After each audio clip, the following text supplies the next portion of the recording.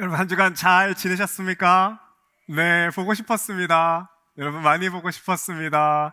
참 좋으신 하나님의 평강과 은총이 오늘 예배 자리에 나오신 모든 성도분께 충만하게 임하시기를 주님의 이름으로 축복합니다. 아멘.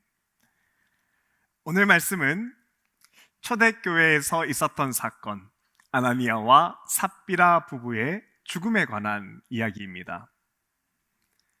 아나니아 삽비라는 이 두 사람은 부부인데요, 이들은 자신의 땅을 판 돈에서 일부를 감추고는 이게 땅 판 돈의 전부라고 베드로에게 거짓말을 하지요.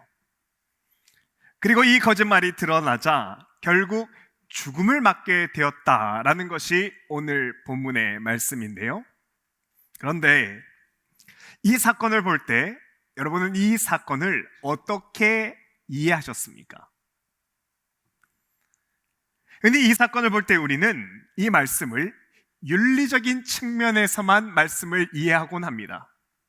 이 부부가 죽은 것은 거짓말을 했다가 들켰기 때문이라고 그렇게 생각해서는 거짓말을 하면 안 된다라는 정도로만 본문을 이해한다든지, 혹은 헌금을 드리려면 원래 드리려고 했던 그 금액 그대로 드려야지, 그렇지 않고 중간에 마음이 바뀌어서 이 중간에 헌금을 빼고 드리면 벌을 받는다는 식으로 그렇게 본문을 이해하시곤 하는데요, 하지만 이 사건이 이런 윤리적인 정도의 것이었다면 하나님은 이들을 심판하지는 않으셨을 겁니다. 거짓말이 문제라면 거짓말을 하지 말라라고 이야기를 하셨을 것이고, 마음이 바뀌었던 것이 문제라면 변한 마음에 대해서 하나님이 말씀을 하셨을 건데요, 그런데 그렇지 않고 하나님은 이들 두 부부를 엄중하게 심판하셨습니다. 때문에 신학자들은 이 사건이 초대교회 안에서 돈과 재물에 대한 태도를 바꾸게 했던 아주 중요한 사건이다라고 말을 하는데요, 그래서 오늘은 이 말씀이 돈과 재물에 대해서 대체 우리에게 무엇을 말씀하는가라는 것에 대해서 여러분과 깊이 생각을 해보고자 합니다. 여러분, 오늘 본문에 이때는 성령께서 제자들에게 임하셔서 초대교회가 점점 세워져 나가고 있을 때입니다. 이때는 예수님의 이름으로 병자들이 낫자 사람들이 교회를 찾기 시작했고, 또한 베드로의 설교에 의해서 사람들이 회개하고 교회로 몰려들기 시작했을 때인데요, 이렇게 교회가 성장하기 시작하자 하나님은 교회가 올바른 믿음을 가질 수 있도록 중요한 지침 한 가지를 교회에 허락하셨는데, 바로 돈과 재물이 내 마음의 우상이 되지 말게 하라는 겁니다. 그리고 이 말씀을 들은 교회는 말씀대로 도움이 필요한 사람과 가난한 이들에게 가진 것을 나누기 시작했는데요, 이래서 온 교회가 내 가진 돈은 내 것이 아니다, 이것은 하나님이 하나님의 선한 일을 하라고 내게 맡겨두신 돈이다라는 청지기의 정신을 실천해 나갔지요. 그래서 사도행전 4장 말씀을 보면 믿는 무리가 자기 재물을 조금도 자기의 것이라 하는 이가 하나도 없었다, 이 말씀에서처럼 온 교회가 돈과 재물을 삶의 목적이 아니라 삶의 수단으로 삼는 올바른 믿음으로 나아갔습니다. 그리고 이것이 바른 믿음을 세우는 정말 중요한 요소였지요. 그렇다면 여러분, 하나님이 왜 이들의 바른 신앙을 위해서 돈에 대해, 재물에 대해서 굳이 언급하는지 아시겠습니까? 여러분, 돈이라는 것은요, 우리가 신앙생활을 하는 신앙임에도 불구하고 하나님을 대신할 수 있는 우상이 될 수 있기 때문입니다. 돈은 사람의 마음에서 너무나 쉽게 주인이 되어버리는데요, 그렇기 때문에 예수님의 마태복음 6장 말씀에 보면 사람이 두 주인을 섬기지 못할 것이니 너희가 하나님과 재물을 겸하여 섬기지 못할 것이라고 하시며, 돈이 우리 마음에서 하나님을 대신할 주인이 될 수 있다라고 말씀을 하시죠. 이렇게 도인이 주인이 되면 여러분, 그 돈은 그 사람에게 반드시 우상이 됩니다. 그러면 디모데전서 6장 말씀인데요, 돈을 사랑하는 것은 모든 악의 뿌리가 됩니다. 돈을 탐하는 자는 미혹을 받아 결국 믿음에서 떠나게 됩니다. 이 말씀에서처럼 결국에 믿음에서 탈선하게 하는 것이 돈이 될 수 있는 것이지요. 때문에 여러분, 이 돈에 대한 하나님의 엄중한 말씀을 듣고 그 말씀대로 돌이킨 사람이 있는데, 그 사람이 오늘 본문 처음에 나오는 바나바라는 인물입니다. 여러분, 오늘 본문 아나니아 부부 이야기 메인 처음에 보면 바나바의 이야기가 기록이 되어 있는데, 이때 바나바가 자신의 밭을 팔아서 사도들의 발 앞에 두었다라고 그렇게 기술을 하죠. 근데 여러분, 성경 말씀에서, 성경에서 유독 이 바나바가 땅을 팔았다는 것을 기록하고 강조하는 데는 여러분 특별한 이유가 있는데, 그 이유는 이 바나바라는 사람이 유다 지파 레위 지파 사람이기 때문입니다. 여러분, 오늘 본문 36절을 보면 구브로에서 난 레위족 사람이 있으니 이름은 요셉이라 사도들이 일컬어 바나바라 하니에서처럼 이 사람은 레위 지파, 레위 족속 출신인데요. 근데 여러분, 이 사람이 레위 족속이다라는 것이 왜 중요하냐면, 여러분, 원래 레위 족속은 땅을 소유하면 안 되는 사람이기 때문입니다. 구약 성경에 의하면 이 레위 족속은 제사장 지파인데요, 하나님이 믿음의 본보기로 삼은 사람이 레위 지파입니다. 이들은 하나님께서 그의 백성을 친히 먹이신다, 그리고 입히신다라는 믿음의 예시로 삼으시기 때문에 땅을 소유하지 못하도록 되어 있지요. 그런데 오늘 본문을 보니까 바나바가 어느샌가 돈이 그 삶의 목적이 되어 있었던 것입니다. 그래서 믿음에서 벗어나 땅을 소유하고 있었다는 것이죠. 그런데 이 바나바가 이날 말씀을 듣고 말씀대로 돌이킨 겁니다. 그는 돈이 주인이 되었던 삶에서 돌이켜 그의 땅을 팔아서 나누기로 결심했는데요, 때문에 성경은 돈을 쫓던 이 바나바의 삶이 이제는 돈이 아니라 다시 하나님으로 주인이 바뀌었다는 것을 성경에서 기록하고 있는 것입니다. 여러분, 이런 바나바와 같은 삶은 에릭 프롬에 의하면 소유형 인간에서 존재형 인간이 된 것입니다. 여러분, 사회심리학자인 에릭 프롬에 따르면요, 인간은 두 종류로 소유형 인간과 존재형 인간으로 나눌 수 있는데요, 먼저 소유형 인간이라는 것은 돈과 재물을 많이 가지는 것에 삶의 의미와 목적을 두는 사람을 일컫는 말입니다. 이런 소유형 인간은 물질을 소유하는 것 그 자체가 목적이 되기 때문에 물질과 돈을 더 얻기 위해서는 어떠한 것도 서슴지 않습니다. 사람에게 사기를 치고 그리고 사람을 해하기도 하고 어떤 수단과 방법을 가리지 않는데요, 그렇기 때문에 소유의 인간은 그가 가지고 있는 소유와 물질이 무너지면 그의 존재도 함께 다 무너지게 됩니다. 하지만 존재형의 인간은 소유형과는 다릅니다. 여러분, 존재형의 인간은요, 삶의 의미를 인간답게, 사람답게 사는 데 의미를 둡니다. 그렇기 때문에 소유가 무너진다고 해서 삶이 무너지진 않습니다. 왜냐하면 존재형 인간에게 소유라는 것은 삶의 목적이 아니라 하나의 수단이기 때문인데요, 이렇듯 바나바는 소유형 인간에서 존재형 인간으로 살겠다는 결단을 했고, 이로써 돈이 주인된 그의 삶에서 그가 돌이켰던 것이죠. 하지만 여러분, 이렇게 존재형으로 살고자 했던 바나바와는 다르게 아나니아는 삶을 완전히 거꾸로 산 겁니다.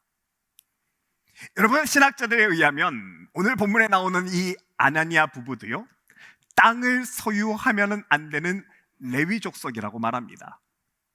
이렇게 말하는 것은 아나니아라는 이 성이 이 당시에 제사장 가문의 이름이었기 때문인데요, 그래서 사도행전 23장에 보면 대제사장 아나니아가 바울 곁에 서 있는 사람들에게 명하니 이 말씀에서처럼 아나니아도 제사장 집안 출신의 레위 지파 사람, 레위 족속이었던 겁니다. 근데 이 아나니아가 오늘 본문에서 땅을 팔아 돈을 딱 손에 쥐게 되자 그 마음에서 돈이 우상으로 바뀌어버립니다. 본문 3절을 보면 사탄이 네 마음에 가득하여 라고 베드로가 질책하는 장면이 나오는데요, 여러분 이 말을 원어로 보면 그의 마음 안에서 주인이 바뀌었다는 말입니다. 아나니아의 마음은 하나님이 주인이 아니라 돈이 주인이 되고 돈이 이 순간에 우상이 되고 말았다는 것인데요, 이와 같이 이 같은 아나니아처럼 소유의 인간이 정말 비참하게 끝나고 만다는 그것을 보여주는 것이 오늘 본문의 말씀인 것입니다. 여러분, 이런 소유형의 인간의 말로가 왜 비참해지는지는 태국에서 원숭이 잡는 것을 보면 쉽게 이해할 수 있습니다. 여러분, 예전에 제가 선교차 태국에 방문했다가 원숭이를 이렇게 포획하는 장면을 본 적이 있는데요, 가보신 분들은 아시겠지만 여러분, 이 태국이라는 나라에는 원숭이가 많아도 너무 많습니다.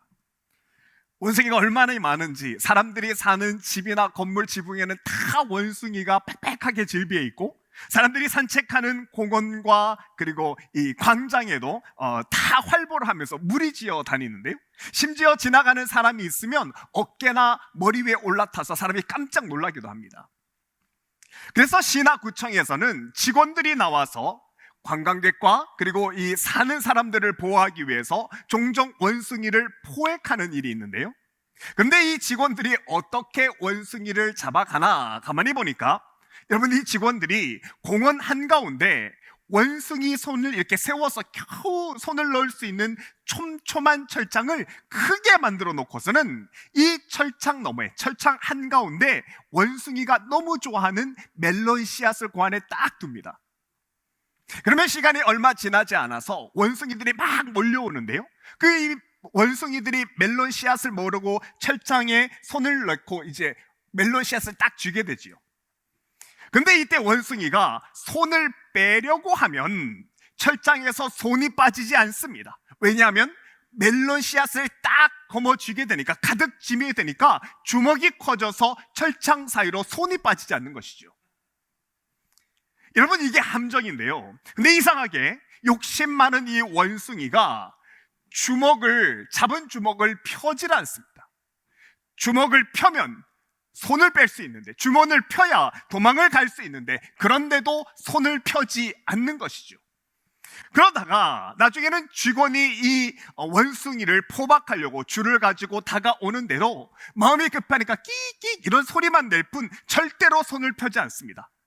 그리고 그러다가 결국에 주먹을 펴지 않고 있다가 철장에서 손을 빼지 못한 채 결국 목에 줄이 묶여서 포획을 당하게 됩니다. 그러면 왜 원숭이가 잡히는 겁니까? 여러분, 멜론씨는 수단입니다. 생명을 살리기 위한 수단이 멜론씨인데, 그런데 멜론씨 자체가 지금은 삶의 목적이 되니까 수단을 붙들고 있다가 생명을 잃게 되는 겁니다. 일이 이렇게 되면 세상에 잡고 있는 그 손을 놓아야 하는데, 그래야 사는데, 그런데 이런 위급한 순간에도 여전히 세상 것을 그대로 움켜쥐고 있다 보니 움켜쥔 손을 펴지 못해서 죽고 마는 것인데요, 그런데 이 아나니아도 마지막까지 그 잡고 있던 손을 펴지 못해서 심판에 이르는 겁니다. 그러면 여러분, 우리는 어떻게 해야 우리의 마음의 주인이 바뀌지 않을 수 있는 걸까요? 어떻게 해야 우리도 아나니아처럼 주인이 바뀌지 않는 삶을 살 수 있을까? 변하면은 정말 안 되는 것인데, 어떻게 하면 변함없이 우리는 존재형의 삶을 잘 살아갈 수 있는가? 여러분, 오늘 말씀의 제목이 어떤 레위인으로 살 것인가입니다. 그렇기 때문에 우리가 앞에서 바나바와 아나니아 이 두 사람의 레위인에 대해서 살펴보았는데요.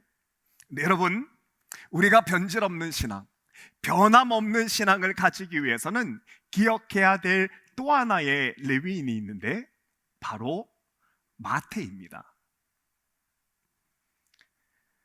여러분, 예수님의 제자 중에 한 사람이 제자 마태는요, 복음서에 보면 마태도 레위 지파 사람입니다. 레위 지파이기 때문에 마가복음과 누가복음을 보면 그의 원래 이름이 레위라고 그렇게 기록되어 있습니다. 근데 이 마태는요, 이 당시에 로마 식민 통치 안에서 살기가 힘들어지고 삶을 살아가는 게 이 경제적으로 너무 어려우니까 그는 믿음을 저버리고 세리가 되고 맙니다. 더 많은 돈을 모으기 위해서, 그 당시 많은 타락한 레위 사람들처럼 땅을 사기 위해서 동족들에게 혹독한 세금을 걷는 세리가 돼버리고 말지요. 근데 여러분, 이 마태라는 사람이 어떻게 주님께 사랑받는 제자가 되고 또 끝까지 주님을 잘 따르는 바른 사도의 길을 갈 수 있는지 살펴보니까, 여러분, 이 마태는 예수님을 따른 이후에 자기 자신을 지칭할 때 늘 세리마태라고 부릅니다. 여러분도 아시는 것처럼 마태는 마태복음의 저자인데요, 근데 이 마태가 마태복음에서 자신을 지칭할 때 보면 그는 항상 자신을 세리마태라고 말합니다. 세리마태. 자신의 과거 세리되었던 삶을 기억하며 나는 세리마태라고 세리마태라는 표현을 사용하는데요, 여러분, 이 표현으로 마태는 내가 예전에 어떤 죄에서 구원받은 사람이었는지를 늘 기억하는 겁니다. 회개하여 예수님을 따른 이후에도 그는 과거에 죄된 자신의 모습을 기억하며 다시는 죄인의 길에 서지 않으려고, 그 삶으로 돌아가지 않으려고 늘 노력했었는데요, 그래서 스스로를 그는 늘 나는 세리마태다, 세리마태라고 부르며 소유형 인간으로 돌아가지 않으려고 노력했던 사람이 마태입니다. 나는 돈에 취약한 사람이라는 것을 기억하며 내 마음의 주인이 다시 돈이 되지 못하도록 오직 주님이 주인 되려고 노력하며 살았던 사람이 이 마태이고요, 이 노력으로 인해서 그는 돈 때문에 주님을 팔았던 가룟 유다와는 다르게 끝까지 하나님께 쓰임받은 사람이 될 수 있었고, 특별히 복음서에서 마태복음을 기록하는 성경의 첫 번째 증인이자 기록자가 되지요. 이로써 그의 평생에 주님의 사랑과 부활과 믿음과 생명을 경험하는 그 첫 번째 마태복음의 기록자가 됩니다. 그리고 이 마태가 하나님의 뜻을 구하며 살아갈 때 그가 누리고 경험했던 축복을 고백같이 기록한 것이 있는데 바로 마태복음 6장 33절의 말씀입니다. 먼저 그의 나라와 그의 의를 구하라. 그리하면 하나님의 뜻을 먼저 구하면 이 모든 것을 너희에게 더해 주실 것이다.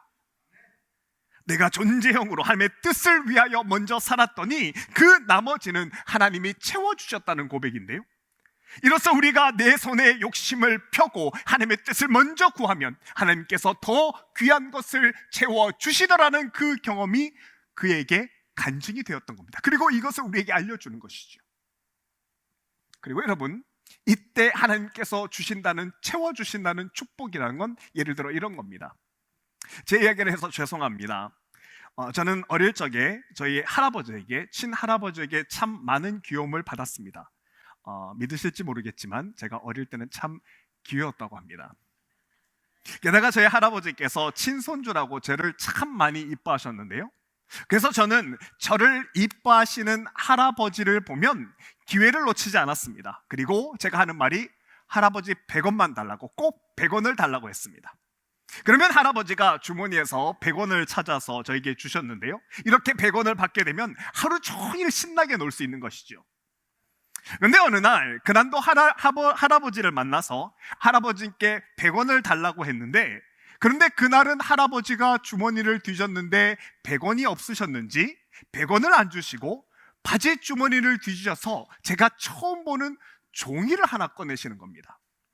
그때는 몰랐지만 이건 1,000원짜리 지폐였는데요. 하지만 제가 그때는 1,000원짜리 지폐라는 것을 난생 처음 보기 때문에 이게 뭔지를 몰라가지고 할아버지 한번 보고 1,000원짜리 한번 이렇게 보고 있었는데, 그런데 할아버지가 이렇게 기웃기웃하는 제 얼굴이 너무 웃기셨는지 할아버지가 그냥 웃어버리셨고요. 그래서 저는 할아버지가 장난을 치는 줄 알고 할아버지의 손을 이렇게 탁 뿌리치면서 돈이 떨어졌습니다. 그랬더니 옆에 있던 삼촌이 달려옵니다. 야, 이걸 던지면 어떡하냐고. 이 1,000원이, 이거 1,000원인데 1,000원은 100원짜리 10개라고 계속 이야기하는데, 제가 이 1,000원짜리를 처음 보니까 이게 무슨 소리인지 알아들을 수가 없는 거죠. 그래서 그 다음날 삼촌이 이 1,000원짜리가 얼마나 대단한 건지 보여주겠다며 저를 짜장면집으로 데려갔습니다. 근데 놀랍게도 삼촌이 짜장면 2개를 시키면서 1,000원짜리를 냈는데, 야, 1,000원짜리로 짜장면을 이렇게 먹을 수 있는 거 아닙니까? 깜짝 놀랐습니다. 그때는 짜장면이 하나에 500원이었는데요. 그래서 그날 삼촌과 제가 짜장면을 2개나 먹었습니다. 그리고 이 경험으로 저는 할아버지께서 주시는 것은 내가 상상했던 것보다 더 크고 좋은 것이구나. 할아버지가 참 좋은 것 주시구나 라는 생각을 하게 되었죠. 여러분, 우리도 그렇지 않을까요? 하나님은 우리에게 정말 좋은 것, 정말 크고 귀한 것을 주시는데, 근데 우리는 하나님이 주시는 것의 가치를 모르고 있는 것이 아닐까. 그래서 귀한 생명도 사랑도 믿음을 가지고도 여전히 그냥 100원만 달라고 하다가 그것을 못 맛받았다고 지치고 있는 것이 아닐까. 사랑하는 여러분, 하나님은 하나님 뜻대로 살고자 하는 우리에게 가장 귀한 것을 주시려는 하나님입니다. 시편 84편 말씀에서처럼 여호와 하나님은 그 뜻대로 행하는 자에게 좋은 것을 아끼지 아니할 것임이니이다. 하나님은 우리가 주님 뜻 안에서 존재형의 삶을 살기를 원하며 구할 때 하나님의 가장 귀한 것을 우리에게 아낌없이 내어주시는 아버지 되시고요, 그리고 삶에서 필요한 것이 있어서 우리에게 구할 때는 로마서 8장 말씀을 기억하며 구하라고 말씀하십니다. 자기 아들을 아끼지 아니하시고 내주시니가 어찌 이 모든 것을 우리에게 주시지 않겠느냐. 바른 길을 걸어가는 우리에게는 무엇이라도 아낌없이 주시려는 분이 우리 하나님입니다. 그리고 이 하나님을 늘 기억한다면 우리는 소유가 아니라 하나님을 내 삶의 중심으로 두는 바른 신앙, 그때부터 살아나갈 수 있는 것입니다. 사랑하는 여러분, 이번 한 주는 우리가 주신 이 말씀 마음에 꼭 새기고 살았으면 좋겠습니다. 존재형으로 살 수 있기를 바랍니다. 그래서 하나님이 주시는 귀한 은혜 누리시는 삶 살 수 있기를 바랍니다. 행여라도 돈이 만몬의 신이 되어서 우리를 흔들려 할 때도 나에게 가장 좋은 것 주시는 분이 하나님을 바라보며 그 뜻대로 살아가며 바른 판단할 수 있기를 바랍니다. 그래야 하나님이 아낌없는 사랑 안에서 그분이 주시는 복과 은혜를 10배 이상이나, 아니 100배, 1000배나 누리시는 저와 여러분의 존재형의 복된 한 주간의 삶을 살 수 있기를